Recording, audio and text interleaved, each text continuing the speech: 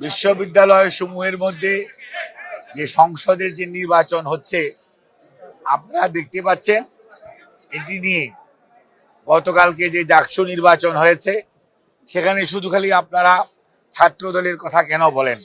সেখানে বিভিন্ন প্যানেল, স্বতন্ত্র প্রার্থী, ইভেন শিক্ষকরা পর্যন্ত নির্বাচন থেকে অনেকেই সরে দাঁড়িয়েছেন। নিশ্চয়ই সেখানে কোনো না কোনো কারণ আছে। কাজেই আমার বক্তব্য থাকবে অত্যন্ত সুস্পষ্ট। দেশের মানুষ 2009-এ ভোট দিতে পারে নাই, 14-তে ভোটারবিহীন নির্বাচন হয়েছে, 18-তে দিনের ভোট রাটে হয়েছে, 24-এ আমি আর ডেমির নির্বাচন হয়েছে। কাজেই বাংলাদেশের মানুষ নির্বাচনী ব্যবস্থার প্রতি আস্থা রাখতে চায়।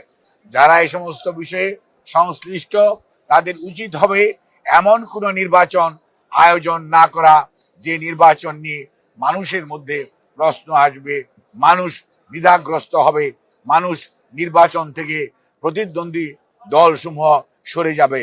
কাজেই কোনো বিভাজন আপনাকে আমাকে শক্তিশালী করবে না।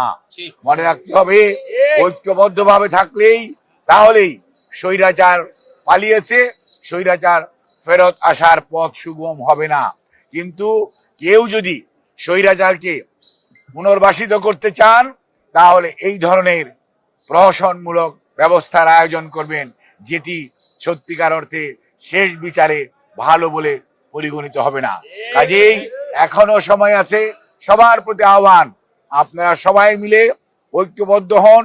গণতন্ত্রের জন্য যারা লড়াই করেছেন তারা কোনো অবস্থাতেই বিভাজনের রাজনীতিতে যাবেন না, ঐক্যের রাজনীতিতে আসুন। জনগণের মনের ভাষা বুঝতে চেষ্টা করুন, জনগণের উপর দায়িত্ব দিন।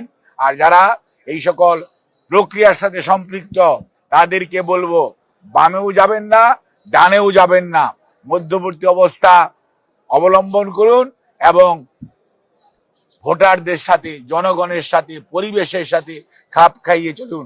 কোনো দিকে হেলে পড়ার দরকার নেই। আপনি আপনার নিরপেক্ষতা দিয়েই প্রমাণ করবেন এবং আগামী দিনের ভবিষ্যৎ স্বীকৃতি দিবে আপনার অবস্থান কি ছিল।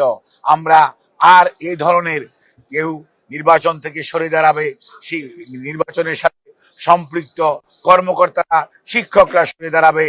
আর নির্বাচনী প্রক্রিয়ার মধ্যে যে ধরনের ডাকসুতেও দেখলাম একজন সাংবাদিক অত্যন্ত দায়িত্ব পালনরত অবস্থায় শহীদ হয়েছে, গতকালকে দেখলাম ভোট গণনার সময় একজন শিক্ষক ইন্তেকাল করেছে।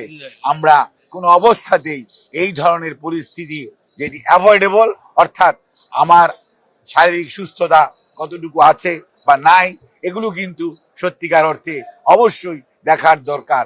এবং এই ব্যাপারেও আমি বলবো ভবিষ্যতেও খেয়াল রাখা দরকার, কারণ আমরা এই ধরনের মর্মান্তিক দৃশ্য আমরা চাই না।